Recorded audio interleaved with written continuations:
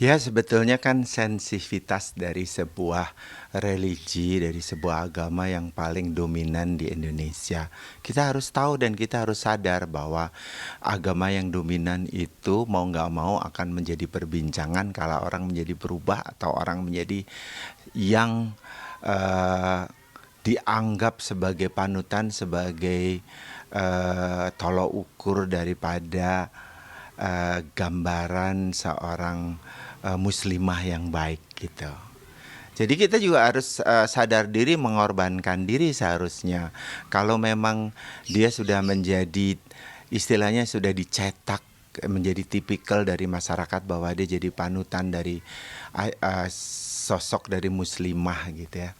Itu yang harusnya kita waspadai karena itu adalah momok dan juga beban yang terberat. Karena apapun yang dilakukan pasti akan menjadi sorotan, menjadi perbincangan dan menjadi bahasan. Syukur-syukur kalau nggak dibully.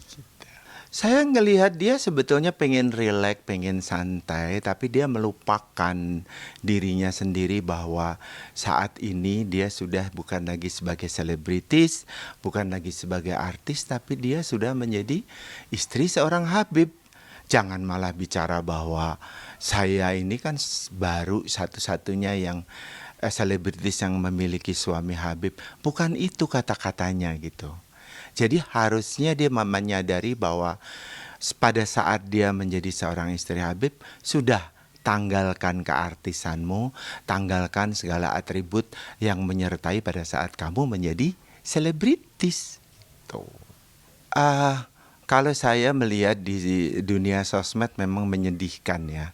Karena suaminya ini dari April ini juga menjadi barang gunjingan dan barang cemoohan juga karena yang dianggap sebagai the flexing ini ustadz gitu ya, the flexing mualim gitu ya. Itu yang sangat buat saya sebagai orang muslim juga, saya sangat-sangat prihatin gitu karena apapun bentuknya Anda adalah tokoh yang harusnya memberikan contoh tauladan yang baik dan Anda mempunyai predikat itu bukan semata-mata karena Anda menyandangnya sendiri, karena Anda juga predikat itu diberikan kepada masyarakat gitu. Jadi harus sadar itu.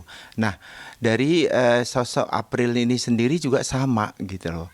Dia nggak mau kalah juga bahwa saya toh sebetulnya sebagai istri seorang ustadz juga, tapi saya juga berhak dong untuk memiliki apa latar belakang dari kehidupan saya yang harus saya nikmati gitu. Nah ini sebetulnya sangat kontradiktif dan sangat tidak etis gitu loh buat masyarakat, apalagi yang dengan memandang, apalagi masyarakat kita, apalagi netizen kita itu sangat-sangat tidak menyukai hal-hal yang sifatnya selebritas gitu bagi orang-orang yang notabene sudah dianggap sebagai bagian dari keislaman dari sebuah society. Sebetulnya saya lihat juga biasa-biasa saja karena ya itu tadi flexingnya nampak lebih tinggi pada saat dia memiliki predikat sebagai istri seorang ustadz ataupun seorang habib, itu aja. Jadi kalau misalnya ngomong soal koleksinya, saya pikir ya Indonesia gitu loh, selebritinya cuma kenal 5 brand, padahal brand itu banyak banget, ada yang lebih mahal, ada yang lebih mewah lagi, ada yang lebih luxury lagi gitu. Ada Lady Bag, ada macam-macam, ada Mucia Prada, ada selain cuma yang 5 tadi gitu ya. Ada Oscar de la Renta, ada Armani, ada macam-macam gitu. Jadi yang ini tidak disebut karena tidak. Jadi mereka flexingnya cuma sekitar selebritis yang mereka kenal juga di antara mereka juga gitu. Jadi yang mereka cuma tahu antara Gucci, Hermes, terus kemudian Louis Vuitton sama Chanel gitu ya. Dan sekitar itu aja, nggak ada lagi gitu.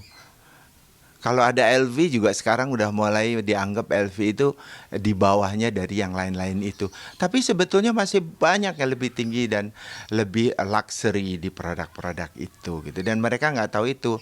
Itu pun kalau dia omongin bahkan mereka mengatakan bahwa kayak ini produk ini sebetulnya bukan mubazir.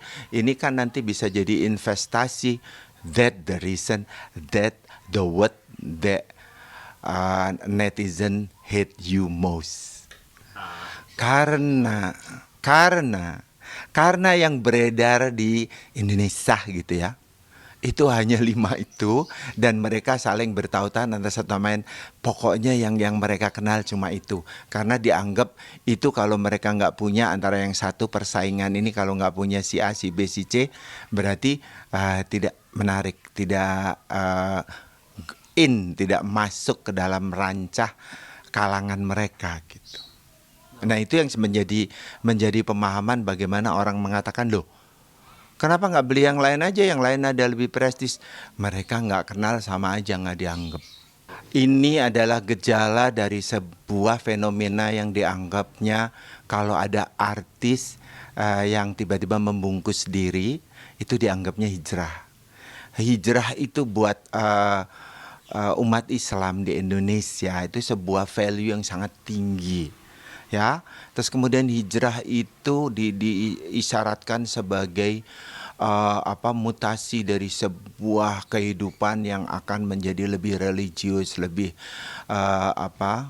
lebih alim dan sebagainya gitu. Dan itu yang dianggap bahwa kalau orang sudah masuk zona itu berarti dia sudah siap untuk menanggalkan segala atribut duniawinya untuk hijrah menuju yang terbaik. Nggak salah, nggak heran kalau seorang Zaskia Gotik tiba-tiba juga dihujat dan segala macam karena meskipun dia bukan suaminya Ustadz ataupun Habib, tetapi dia sudah mengenakan sesuatu.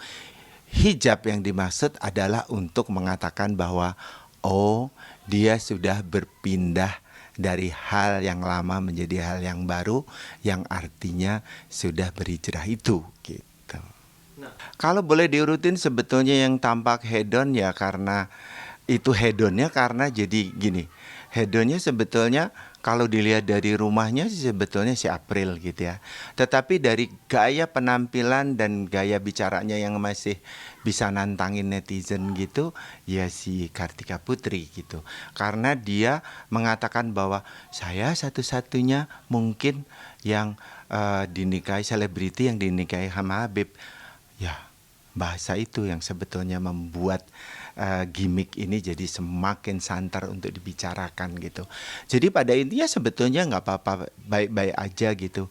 Pada saat itu ditimpali, itu ditanggapi, itu yang menjadi masalah. Ya kalau saya lihat sih campur. Jadi karena dia showcase-nya. Jadi showcase di luar negeri orangnya juga rumahnya kecil-kecil nggak segede yang di Indonesia gitu loh. Saya belum pernah teman-teman saya yang di luar sana misalnya ada yang datang ke rumah selebritis yang paling besar pun gitu. Tak ada yang menjembreng sampai sebesar itu untuk sebuah display daripada produk. Tapi produk apapun kalau display dengan cantik di sebuah etalase, saya pikirnya ini sebetulnya butik, toko mau dijual atau rumah tinggal. Nah, saya kadang confuse kayak gitu. Ini yang sebetulnya hanya ada di Indonesia ya. Space-nya luas, bisa beli tanah sebesar apapun. Coba kalau di luar nggak ada yang seperti itu. Jadi ini adalah fenomena yang akhirnya jadi flexing yang membesar-besarkan masalah dan adanya cuma di Indonesia.